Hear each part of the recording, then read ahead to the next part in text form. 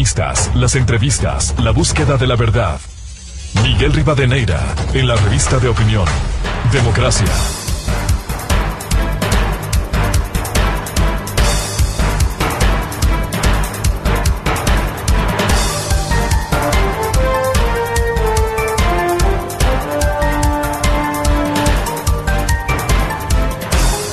Ocho de la mañana en el territorio continental ecuatoriano, buscando la verdad en la revista de Opinión Democracia. Queremos dar la cordial bienvenida a nuestros siguientes invitados, el periodista investigador Cristian Zurita y el doctor Ramiro Román, penalista, y el doctor Julio César Cueva, también penalista. A propósito del caso Sinohydro, y Diario Expreso publicaba el lunes último un reportaje sobre el caso Sinohydro y que señala sumará 40 personas investigadas que han sido vinculados. Fueron vinculados esta semana 3 personas más. La Fiscalía presentó cargos por cohecho el pasado mes de marzo. Con estas consideraciones quiero empezar con Cristian Zurita, un reconocido periodista investigador precisamente de uno de estos temas, caso Sinohydro. ¿Cómo ve el desarrollo de este proceso cuando poco a poco se ha ido sumando a nuevas personas vinculadas en este acto denunciado como presuntas irregularidades? Buen día, Cristian.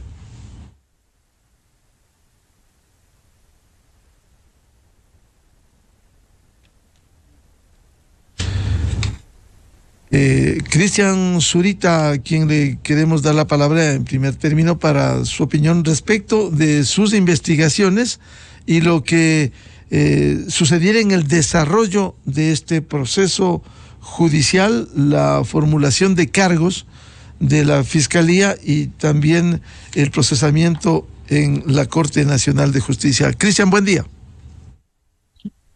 Muy buenos días, es un gusto estar presente aquí. Muchas gracias por esta invitación, Miguel. Buenos días al doctor Julio César Cueva y al doctor Ramiro Román. Gracias por estar, por esta invitación. Bueno, ha sido un génesis por demás largo, sí, y con las últimas informaciones que Fiscalía pues nos ha dado a conocer en las últimas horas del involucramiento de 3 personas que entiendo están directamente relacionadas a las familias de los involucrados. Pues muestra que el abanico de investigaciones y de poder acceder a información adicional de lo que ha significado este caso, que es por demás grande, que en principio la prensa había identificado en $18 millones hasta conocer hasta hace pocos meses el monto por el cual se investigó este tema, que supera los 70 millones, pues nos deja una serie de inquietudes. Porque si bien cuando la prensa descubrió, que estamos hablando hace ya más de 3 años de este caso, no considerábamos que podían existir montos tan elevados en lo que significa apenas la primera parte de la obra, ¿sí? Porque lo que nosotros hemos estado analizando o conociendo de la investigación que realizó la Fiscalía corresponde básicamente a lo que involucra al tema de precontractual y contractual, y no se ha entrado a analizar aún lo que significa el proceso de construcción de la obra en sí y los sobrecostos encontrados, sobre todo en lo que significa la utilización de materiales fuera de especificación internacional para el levantamiento de Coca-Cola Sinclair. De tal manera que, para hacer una obra extremadamente grande, que siempre se sobredimensionó tanto en lo físico como en la capacidad de producción, de generación de energía por parte de quienes realizaron los estudios, pues diría que a pesar del tiempo transcurrido, la lentitud de las investigaciones, creo que se ha avanzado a un paso contundente. Habrá que determinar exactamente qué tiene la Fiscalía, porque siempre dice abundar en información. Debo entender que debe ser una estrategia, sobre todo comunicacional, para apalancar su condición de acusador dentro del caso y terminar de observar con claridad qué nuevas responsabilidades pueden existir alrededor de las personas que están involucradas, como repito, que son personas ya directamente involucradas a las familias de los protagonistas del caso. De la investigación periodística, Cristian, existen serias presunciones de lo que sucedió con el caso Sinohydro, y por eso se ha ido involucrando incluso a nuevas personas vinculadas a este negocio. Bueno, es que en los primeros 18 millones encontrados, ¿no es cierto?, lo que se identificaba era el círculo inmediato del presidente Moreno y las personas directamente relacionadas al círculo de Sinohydro, quienes tomaban decisiones, y tal vez por allí tendríamos que ver una mejor participación o explicación por parte de los agentes de fiscalía que llevan el caso, es decir, esta línea que involucra no solo ecuatorianos, sino la presencia de ejecutivos chinos de la empresa alrededor de lo que significó la entrega de los sobornos. Por ahí existen una serie de personas a las cuales pues yo no he visto señaladas y que fueron identificadas dentro de lo que significó la materialización de chats, por ejemplo, ¿no? Donde aparecen ciudadanas y ciudadanos chinos, obviamente con los nombres cambiados, porque es un poco era su estrategia de convivencia, no solo en Ecuador, sino en el resto de países de habla hispana. Y habría que determinar ese alcance. Pero yo considero que se ha hecho un enorme esfuerzo por parte de la Fiscalía para armar este enorme rompecabezas que involucra a todos los beneficiarios, ¿sí?, de estos sobornos que, pues ante tanta cantidad de dinero, pues vemos que cada vez se va aumentando. Bienvenido, doctor Ramiro Román, penalista. ¿Cómo ve el desarrollo de este proceso por las presuntas irregularidades en el caso Sinohydro? Buen día.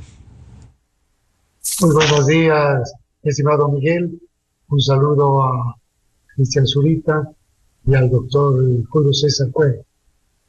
Bien, dentro del aspecto que puedo manifestar, acompañé a una señora a rendir una versión.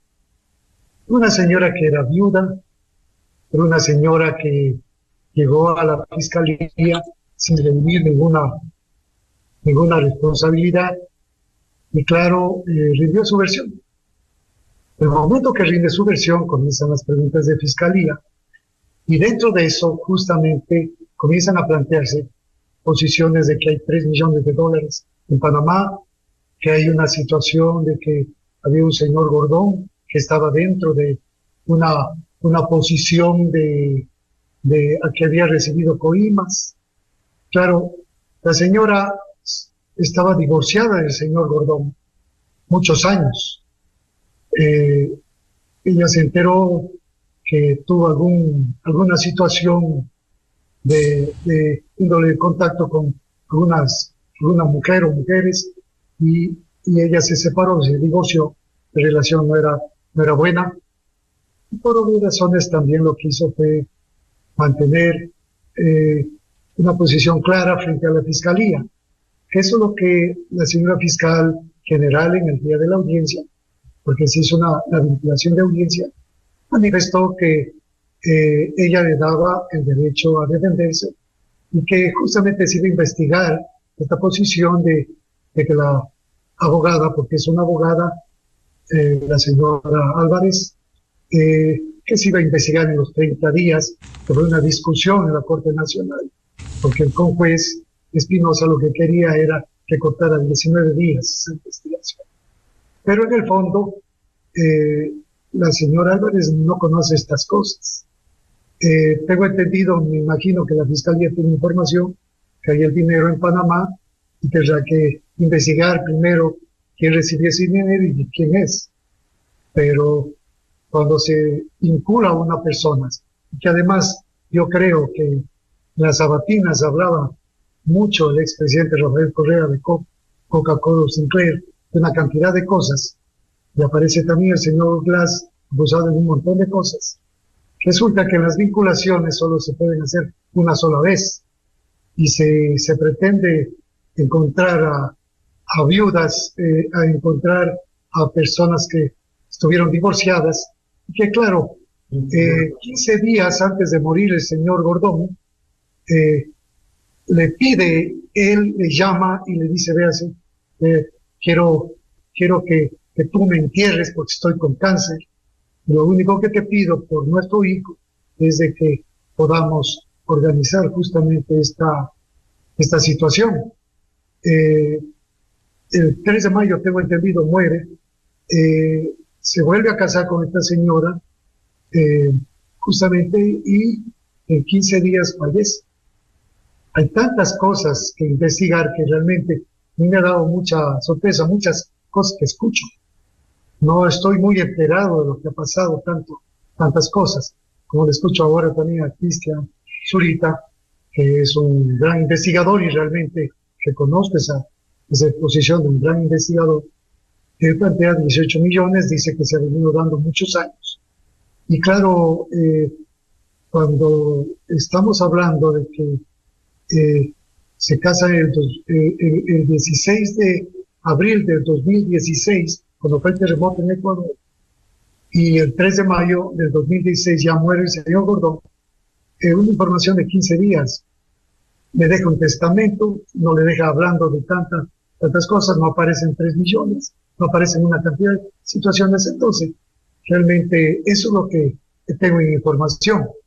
Yo lo que quiero dejar claro es de que hago defensas totalmente frontales y totalmente objetivas. Quiero enterarme suficientemente. Yo he hecho preguntas a la señora Álvarez, contestarlas la próxima semana. Tengo entendido que tengo que reunirme.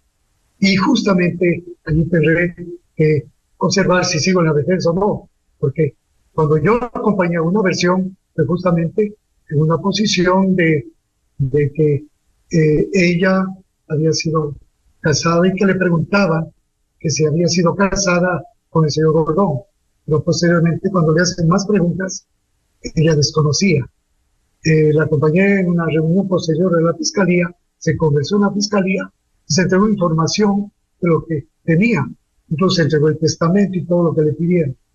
Pero más yo no sé. Pero en todo caso, estoy aquí siempre atento a la invitación y a lo que se pueda dialogar. Bienvenido al doctor Julio César Cueva, penalista. Dentro de este proceso, entre los tantos insumos, la Fiscalía aseguró en el proceso que se habría utilizado a terceras personas a cambio de falsos servicios de consultorías y representaciones canceladas a través de dádivas, cheques y transferencias, que la Fiscalía dice tener pruebas y lo exhibe en el proceso. Por ello, esta semana se vinculó a 3 personas más. ¿Cómo ve el caso Sinohidro, doctor Julio César Cueva? Buen día. Miguel, gracias por la invitación. Buenos días al resto de los panelistas. Me preocupa una cosa, como en efecto ha dicho el doctor Román, por razones de tiempo, solo hay posibilidad de hacer una vinculación, y me da la impresión de que no son todos los que están, porque hay otros funcionarios que tenían mayor conocimiento con toda seguridad, e incluso mayor jerarquía en el gobierno donde se contrató esto, y no los veo procesados. Me llama mucho la atención porque a lo largo de todo el tiempo que fueron funcionarios públicos demostraron que conocían hasta del alfiler que se caía en cualquier institución pública, y lo demostraban todos los días sábados, y lo demostraban porque pasaban permanentemente en territorio.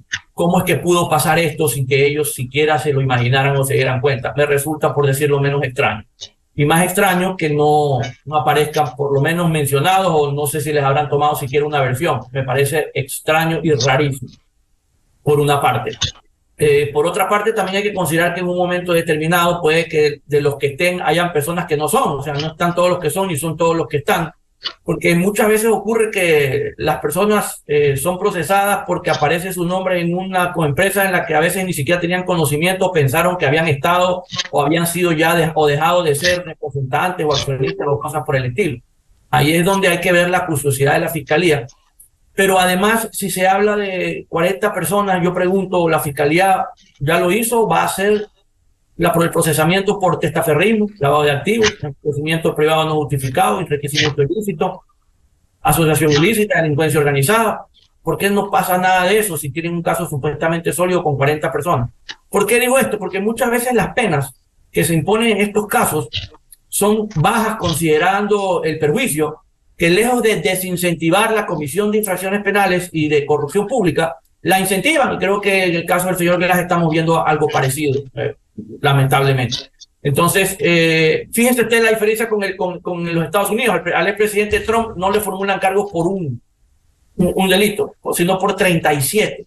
Entonces, claro, las penas son tan altas que no solamente desincentivan a futuro el delito, sino que además hace que quienes estén involucrados se sientan un poco más inclinados a negociar con la fiscalía una reducción de pena que les permita a ellos pues estar menos tiempo presos, pero además a la fiscalía obtener información que de lo contrario o nunca la va a poder obtener o le va a demorar demasiado tiempo obtener. Sin embargo, estas cosas no las vemos en el Ecuador y muchas veces vemos que es más un tema mediático que un tema de sanción, y eso a veces también es lamentable. El doctor Cueva, de cualquier manera, dadas las condiciones que se han presentado en este proceso, el que haya 40 personas investigadas, esto será parte del debido proceso del derecho a la defensa, con la presentación de cargos por cohecho que ha hecho la Fiscalía. Sí, claro, pero las penas de la Fiscalía en el mejor de los casos irán a 10 años, pero si usted procesa todos los delitos puede llegar incluso a 40.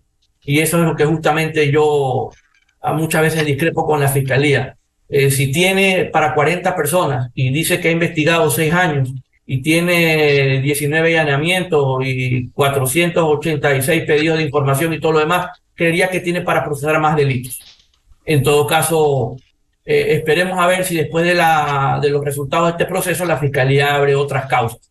Pero creo que en casos como estos tiene que abrir todas las causas que estén y no solo conformarse con una sentencia, porque después, ¿qué es lo que pasa? Terminan estas personas con beneficios penitenciarios y la gente se siente burlada porque dice, a ver, ¿cómo es que tú cumples 4 años en las mejores condiciones? Porque esta gente no es que cumple en un penal como lo cumple el resto y el común de los mortales. No solo lo cumples en condiciones casi que de mayor comodidad que en tu casa, sino que además cumples la pena media. Y de paso, nunca ves parte de los 76 millones. Entonces la gente no solo se siente defraudada, sino que hay algunos que se sienten incentivados a ser candidatos porque ven que esto es un buen negocio, ¿verdad? Meterse a un funcionario público, ¿verdad? Estar 3 años y medio cómodamente, ¿verdad? Llevarse un billete, no devolverlo. Y por eso es que usted lo ve y no es invento mío. Pregúntele al CNE, por favor, Miguel. Cada 2 años que hay elecciones, el incremento de candidatos es del 10%. ¿Sabe cuánto es eso? 10.000 personas que quieren servir. Entonces, estas penas no desincentivan el delito y estos procesos no siempre los desincentivan, sino que más bien lo incentivan. Es negocio, discúlpeme. Usted pregúntele al ecuatoriano común. Se va a ganar 10, 15 millones de dólares por estar 3 años preso. ¿Sabe lo que le va a decir? ¿Dónde firmo? Y eso es lo que tiene que terminarse en el Ecuador, porque el problema del Ecuador, Miguel, no es la corrupción. ¿Sabe cuál es? Es el exceso de impunidad. Efectivamente, la impunidad. Y hay casos, en casuística, quisiera consultarle a Cristian Zurita, el caso Sobornos 2012-2016, en donde también contribuyeron con la investigación. El señor Glass ya salió, intentó ser candidato, un juez que está fugado hoy, John Rodríguez, le reivindicó sus derechos políticos a sabiendas de que él no puede ser candidato porque hay una condena ejecutoriada que impide la Constitución, no puede ser candidato. Y hay otros candidatos. Ayer se anunciaba Pablo Romero de Senaín va a ser candidato, también tiene sentencia 9 años, salió por beneficio del mismo juez, John Rodríguez, juez de Yaguachi. Es decir, esta impunidad de la que hablamos hoy en el caso Sinohydro pudiera terminar, más allá del proceso que se sigue hoy, como el caso Sobornos, saliendo libres y sin devolver recursos como lo ha hecho Glass. Sí, Miguel, yo concuerdo claramente lo que dice el doctor Cueva. Hay un camino muy empedrado de lo que significa la investigación fiscal hasta que llegue a una sentencia y después, pues con una sola hemos visto todo lo que ha sucedido. Prácticamente casi todos los involucrados en el caso Odebrecht, quienes no han fallecido, como en el caso del señor Gordón, por ejemplo, buena parte ya está libre, ¿sí? Y Sobornos, pues vamos por el mismo camino, ¿sí?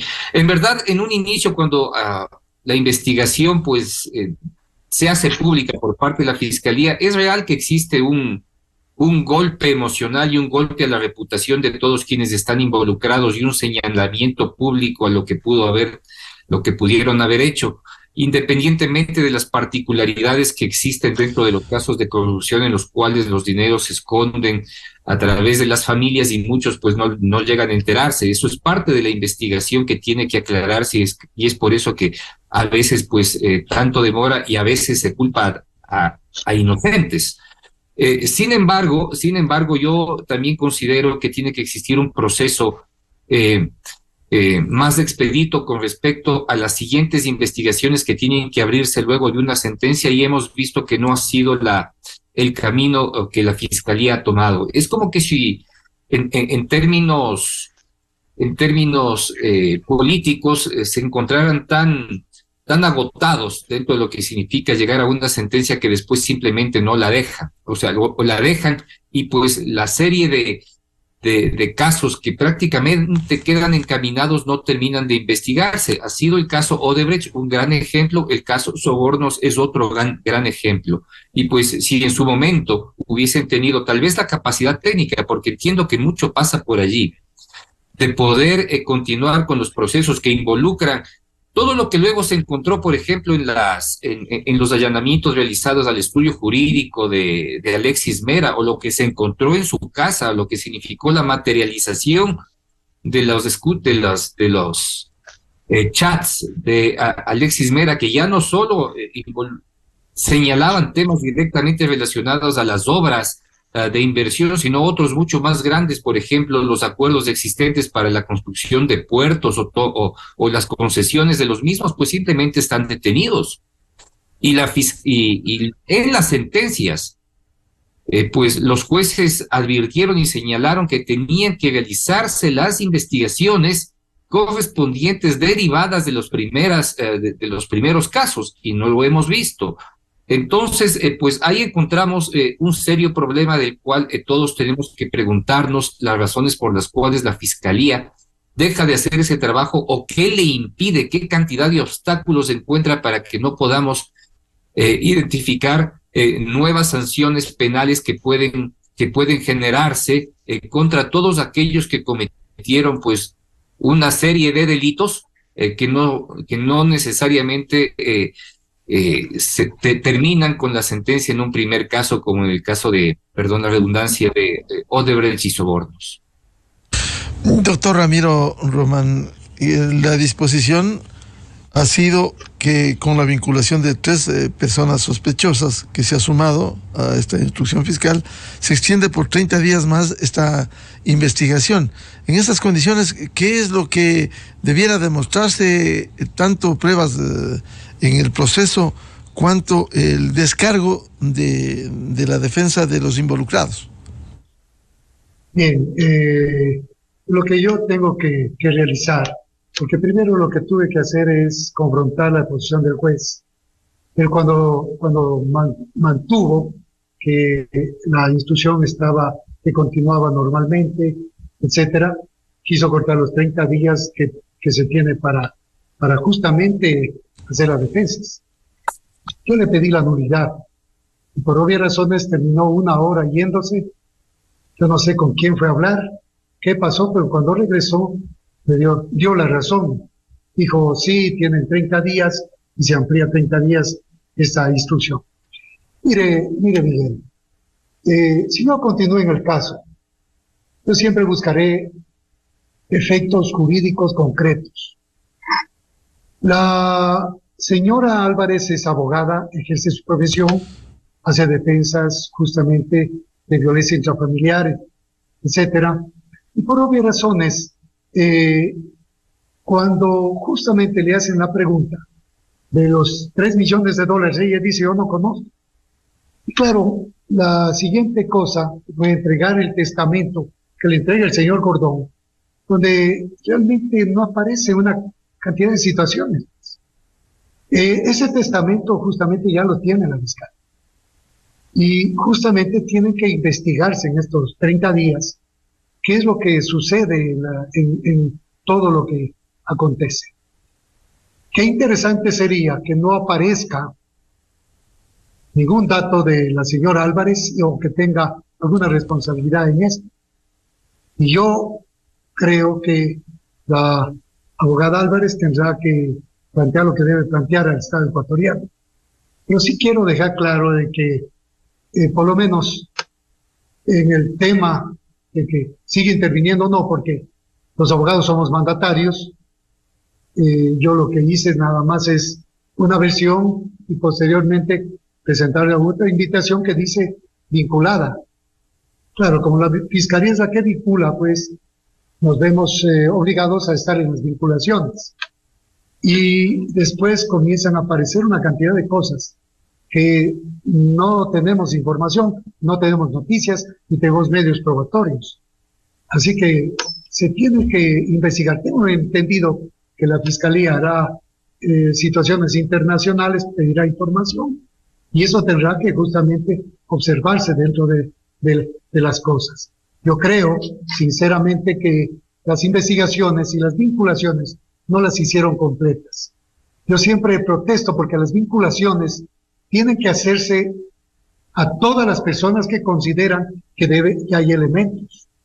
Y en el caso Sino Hidro, pero por lo menos de lo que he podido observar, desde aquí que es poco tiempo, muy poco tiempo, realmente aparece cosas muy concretas y públicamente expresadas justamente por muchas personas.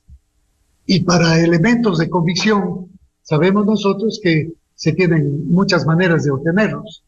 Entonces, este punto puede hacer la Fiscalía y debía haber hecho la Fiscalía para que se haga una vinculación suficientemente objetiva y que estén los que tienen que estar. En otra parte, realmente hay cosas que hay que entender dentro de esto. Miren, la utilización del grillete, por ejemplo, en el Ecuador, y esta es otra de las cosas que quiero comentar. Se establece grillete, y yo siempre pregunto, ¿el grillete es utilizado? ¿Se lo han sacado, se han evitado? ¿O vemos que el señor Alvarado y tantos otros realmente incluso los dejaron votando y se fueron del país? Y veo que después aparecen jueces, y eso quiero dejar claro. Hay jueces que hacen cosas que no deben hacer. Y eso que realmente es realmente preocupante. Lo que dice el doctor Cueva, lo que dice Cristian Zurita, es muy verdadero. En este país la justicia realmente está realmente bien venida menos. Vemos que del Consejo de la Judicatura y en todos los aspectos está muy venida menos. Yo creo sinceramente que dentro de esto la Contraloría también tiene que sumarse a eso, porque cuando establece o tiene que intervenir aparecen asuntos administrativos y se olvidan del derecho penal. Entonces, hay muchas cosas que fallan. Realmente estamos en una posición de confrontación política, vamos a estar en otras elecciones, en esas elecciones vemos que estamos en poco tiempo, y eso realmente trae consigo un punto de inseguridad terrible en el Ecuador. Yo por lo menos creo que los jueces y la Fiscalía tienen que hacer su trabajo eficiente. Yo no sé cómo puede una viuda explicar tantas cosas. Me imagino que eso tendrá que investigar la Fiscalía y tendrá que objetivamente ver qué es lo que sucedió. Se afirmaba por Fiscalía que hay mucho dinero en Panamá, pero la señora Álvarez no ha topado esto porque nunca le dijeron ni le pusieron en el testamento esas cosas. Entonces, que vayan a ver y que retiren lo que tengan que retirar, si tienen que hacer recuperación de dinero, por ejemplo. En esa parte yo creo que es muy necesario que hagan lo que tienen que hacer.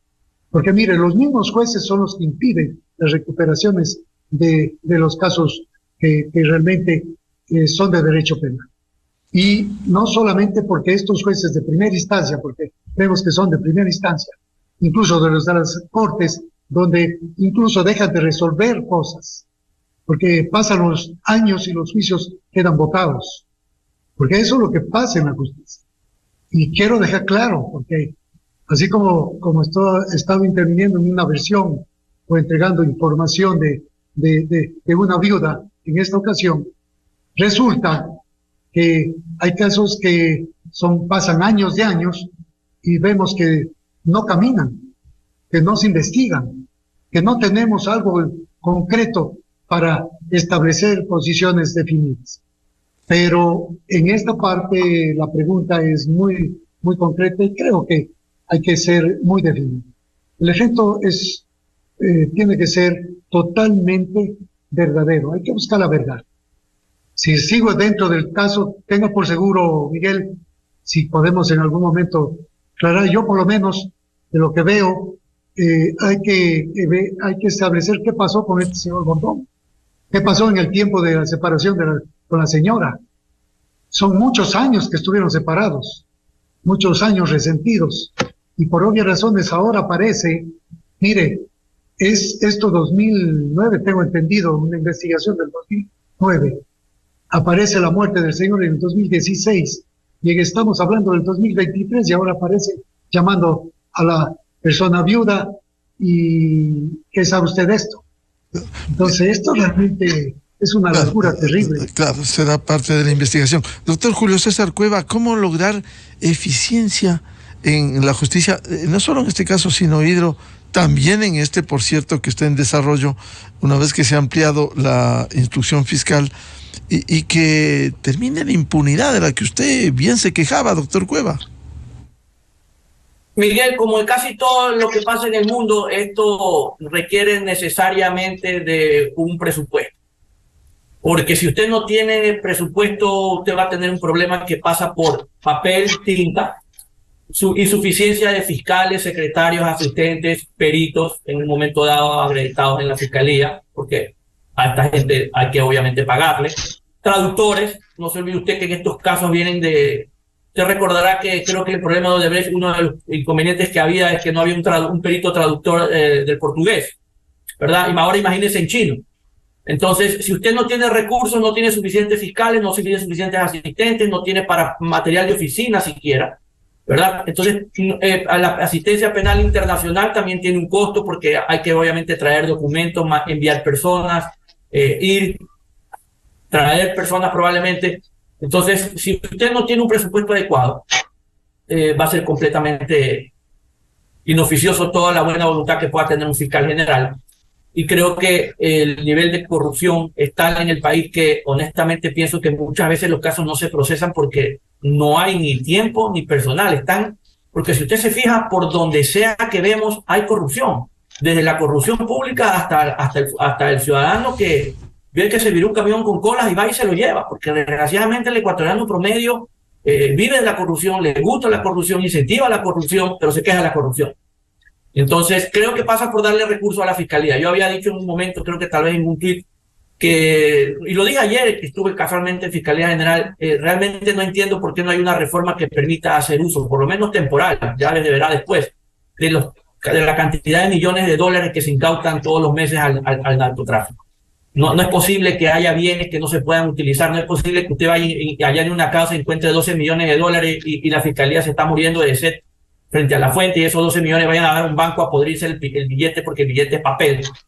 Hasta que después venga un juez y se lo mande a devolver, que casualmente es la sentencia contra del Banco Central que acaba de salir, que dice que ahora los jueces penales, los jueces de garantía jurisdiccional sí prevarican. 37 millones de dólares. Entonces, yo no entiendo esas cosas. Eso no puedo entender. ¿Por qué una fiscalía no está en emergencia? ¿Por qué la policía no está en emergencia? No puedo entender. Entonces, creería yo que, por ejemplo, esos recursos, un porcentaje debe ir a la fiscalía, otro porcentaje debe ir a la policía, otro porcentaje debe ir a la función judicial. Y si se trata de narcotráfico, un porcentaje también debe ir a las clínicas de rehabilitación para sacar de esa adicción a la gente que entró en ese problema de salud pública como consecuencia de este veneno que esta gente vende por kilos. Ahí hay parte, creo yo que ahí hay parte del dinero que se requiere. Es básicamente algo de lo que usted va a tener que hacer. Ahora, va a tener que también mejorar algo. Y eso no solo a nivel de fiscalía, sino también de función judicial. ¿Cuál es el problema? Primero, si vamos desde muy atrás, es la oferta académica. Nuestras universidades no son las mejores. Entonces, si los graduados tampoco son los mejores y muchos llegan a la función pública no siendo los mejores.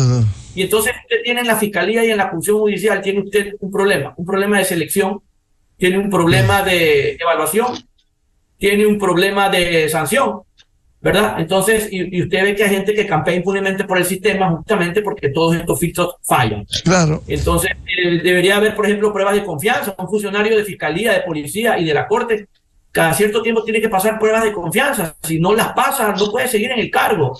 Porque evidentemente, pues, alguien que va y falla, pues aparatosamente un polígrafo, por ejemplo, que son las pruebas de confianza que se utilizan en todas partes del mundo, usted no lo puede tener pues en una investigación en donde lo que usted requiere es sigilo, porque si a usted se le filtra la información, para cuando usted llega al lugar del allanamiento, lo que encuentra es el puesto.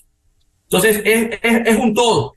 Pero también, por ejemplo, tiene usted que fortalecer criminalística, porque muchas de las pericias, que son la base muchas veces de las condenas, fallan. Usted vaya a criminalística, tiene los mejores criminalistas, porque ellos son muy claros en esto. Gente que realmente es de primer nivel. Pero ¿qué hace si va y resulta ser que el equipo que requiere está dañado, está oxidado, está electrocutado, no tiene los insumos, no tiene los reactivos, o el software está obsoleto? No le sirve absolutamente de nada. Es como el policía sin chaleco, sin arma y sin balas.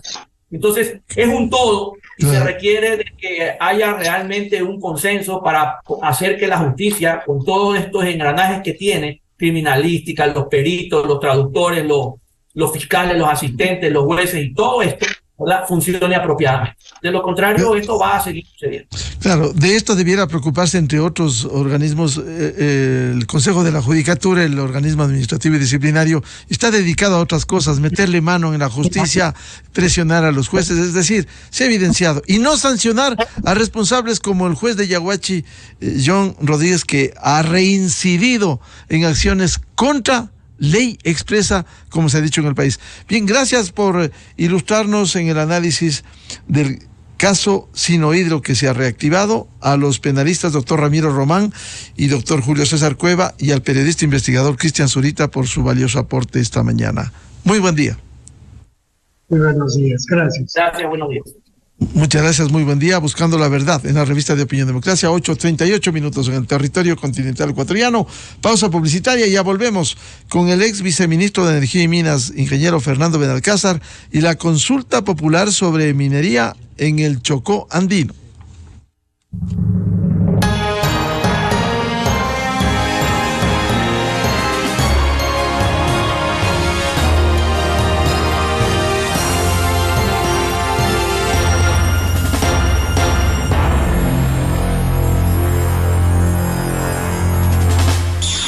Miguel Rivadeneira en la revista de Opinión Democracia. Elecciones 2023. Este es un resumen informativo.